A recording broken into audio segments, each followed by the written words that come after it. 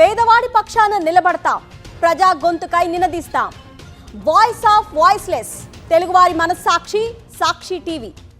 సాక్షి TV ప్రసారాల కోసం మీ స్థానిక cable ఆపరేటర్ను వెంటనే సంప్రదించండి.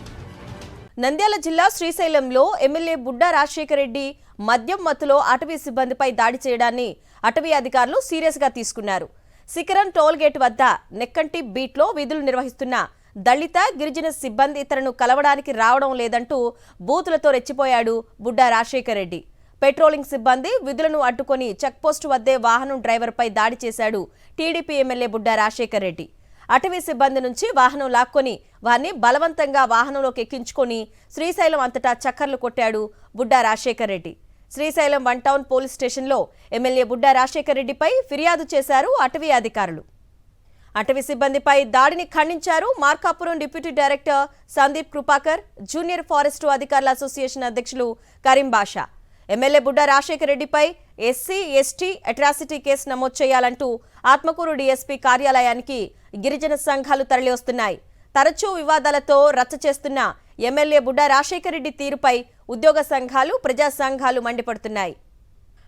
బుడ్డా రాజశేఖర రెడ్డి వ్యవహారంపై ప్రజా సంఘాలు అదేవిధంగా గిరిజన ఎస్సీ ఎస్టీ కేసు నమోదు చేయాలని డిమాండ్ చేస్తున్నారు. పూర్తి డీటెయిల్స్ మా ప్రతినిధి లోకేష్ అందిస్తారు.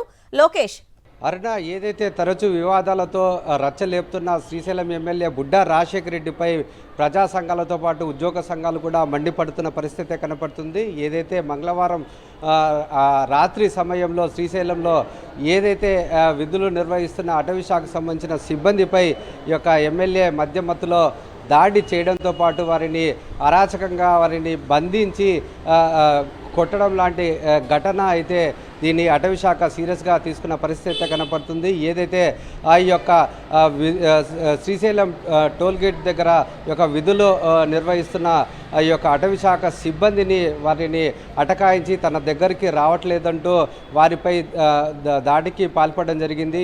ఇష్టానుసారంగా వారిపై మాట్లాడడం కూడా జరిగింది. వారిని ఆ యొక్క వాళ్ళ వాహనాల్లోనే బలవంతంగా ఎక్కించి దారి వెంబడి కొట్టుకుంటా తీసుకెళ్లడం జరిగింది. అంతేకాకుండా ఈ యొక్క శ్రీశైలంలో ఈ యొక్క టోల్ గేట్ వద్ద ఈ యొక్క ఘటన చోటు చేసుకుంది. ఏదైతే మద్యం సేవించడం అనేది ఈ యొక్క శ్రీశైలంలో దాన్ని నిషేధించింది. అయితే అయినప్పటికీ కూడా ఒక ఎమ్మెల్యే ఉండి ఒక మద్యం సేవించడమే కాకుండా ఈ విధంగా అంటే ఆ ఘాట్ రోడ్లో 9 తర్వాత యొక్క ప్రాంతంలో వాహనాలు తిరగకూడదు.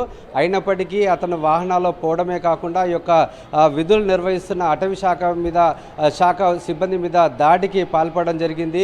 ఇటువంటి దాడులు సరైనది కాదంటూ ఈ యొక్క ఉద్యోగ సంఘాలతో పాటు ప్రజా సంఘాలు కూడా మండిపడుతున్న పరిస్థితి కనపడుతుంది.